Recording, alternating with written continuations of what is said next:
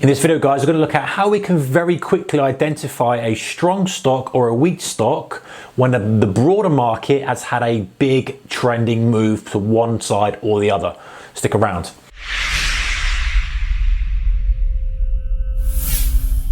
Hey guys, warm welcome to you. Alright, so there's a little tip, if you like, for how we can kind of scan through our stocks to find a strong stock or a weak stock when the underlying market is doing something unusual. So what I mean by that, so at the moment when I'm filming this, the coronavirus is kind of hitting the markets, a lot of devastation across the indices. A bit of a bounce at the moment as I'm filming this, but ultimately most of the markets are still well off their highs from the early March kind of move. So what we try to do generally, or as traders, and something that I try to do is, I like to identify the strong stocks and the weak stocks and have those kind of separated out so that if I'm not trading specifically, if I'm day trading, let's say the Dow, the Nasdaq, fine. But let's say I have a 2 or 3 day thesis on that market. Now I will then go to those individual stocks to express that broad thesis. So in other words, if I think the market is due a 2 or 3 day decline, I might position for that intraday and trade my intraday setups from that as well. But I also may well, okay, let me swing trade a couple of stocks, but I will go to the ones that I think are weaker rather than the stronger ones, because the idea being if they're weak and the market's rallying and they haven't really participated in the rally, then they're the ones that are going to get hit the hardest when the market declines. And vice versa, I think we do a 2 or 3 day pop in the market. I'm not going to go to buy my weakest stocks, I'm going to buy my strongest stocks, because if they participated much more in any rally, you would assume that if there's a much more of a stronger rally, those are the ones that are going to have much more money flowing in.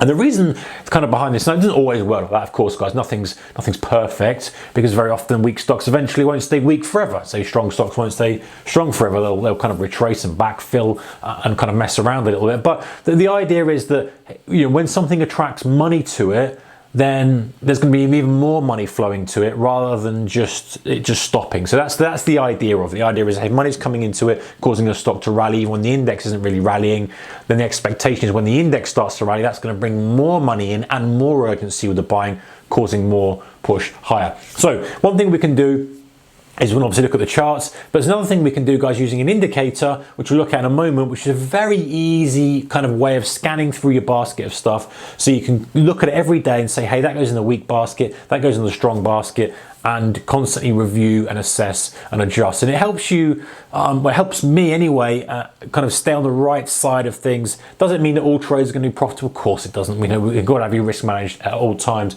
but it helps add a little bit extra edge to your positions. All right, guys, so let's hit the screens now and let's have a look at what I'm talking about.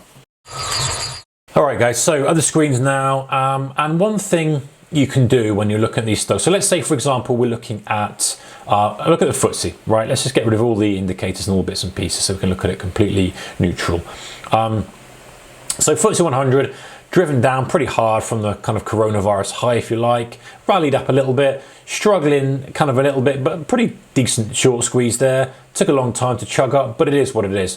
So if you were now saying, right, I need to separate out shares that I've done well versus shares that have struggled, and same if you were looking in the US. In fact, we can do the US because I know that that's pretty popular with a lot of you guys watching this. Also one of my favorite markets as well. So same kind of thing, drive lower. This is much stronger than the FTSE, but you get the idea. We've had a rally off the lows, is for want of a better word.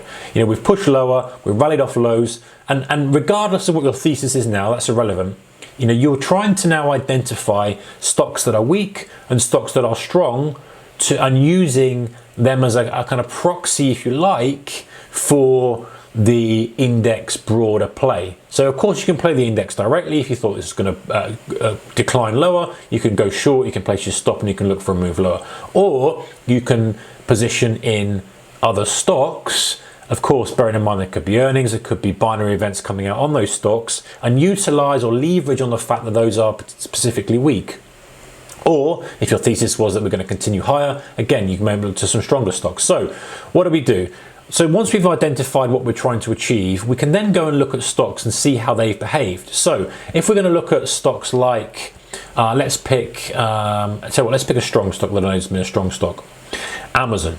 So how do we know this has been a strong stock? Well, obviously, you're going to say, well, obviously, Mark, because it's taken out highs. Of course, that's the primary thing. But one of the things that sometimes they're not quite as obvious as that, guys. You know, if you look at chalk and cheese here, so you look at Boeing and then you look at Amazon.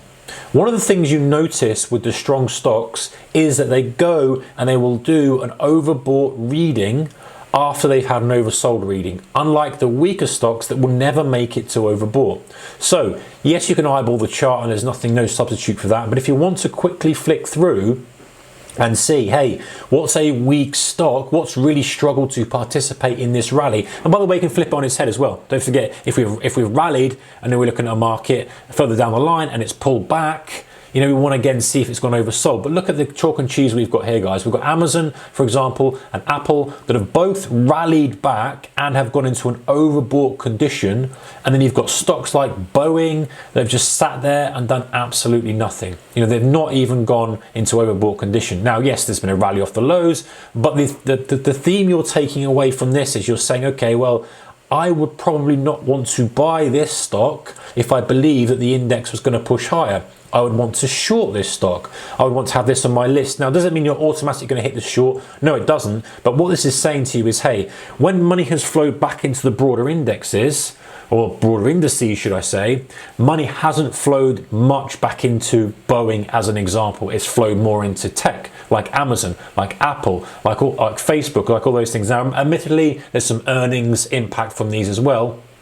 But you get the idea. And you're starting to look at stocks that have seen money flowing into them. Dropbox, same kind of thing. It's seen money flowing into it. Now Disney is kind of middle ground. It's the kind of stock that you go, all right, well, we just about clawed back. The chart's not bad. There's a little bit of strength there, but bearing in mind it's got a big weighting in some of the indices as well. So you can kind of scroll through and just look. And I've just got a random example for you here, guys. There's if we look at, for example, Lyft. You know, Lyft pushed a lot of bid in. MGM, just about on the limit. Microsoft is going to be well overbought. We've seen that overbought. But then we go to certain stocks that we know that have been hit, like Delta, for example.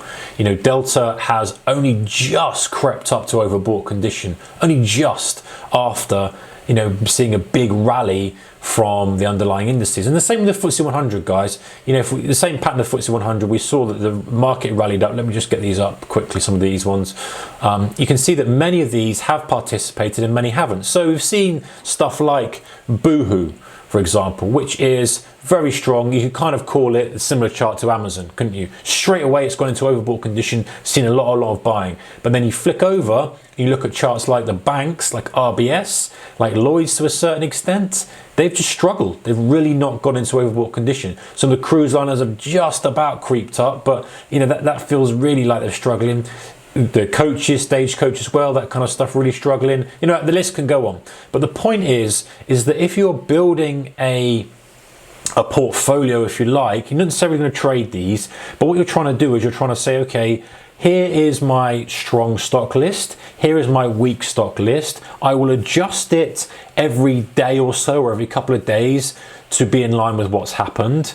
And then I will use those if I believe the market is due to go lower and I don't want to trade directly on the index. Let me look at my basket of short stocks, and then let me look for a price pattern and a position and a place to go short. It doesn't necessarily mean you're selling everything in that basket. It doesn't necessarily mean you are going to short them, because some of them will suddenly get a little bit of strength. Like this, for example, was reasonably weak, and then it's kind of put a bit more strength into it. So, you know, it's no silver bullet, guys, but what you can do is go, right, well, if I believe there's going to be broader weakness across the market, across the index, then I will go to the stocks that are exhibiting the weakest charts and leverage on those, and then trade those if I see a trigger, a high taken out that's failed, a low break, a range break, anything like that.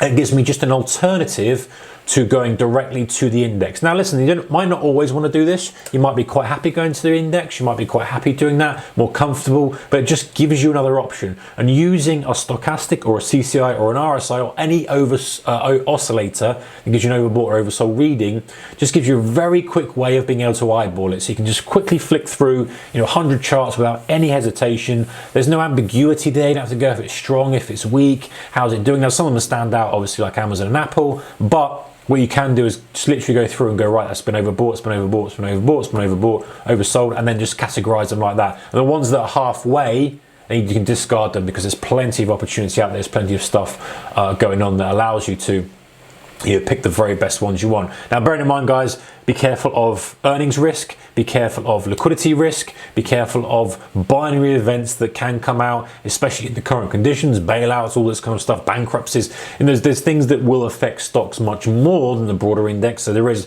a little bit inherent risk with trading individual stocks, but it's just another way of potentially getting some exposure without going directly to the ETF or to the futures contract or the CFD or to the spread bet. By the way, guys, if you want to kind of check out our channel sponsor, the link to them is in the description below.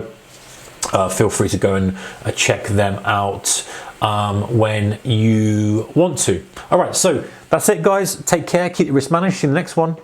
Bye-bye.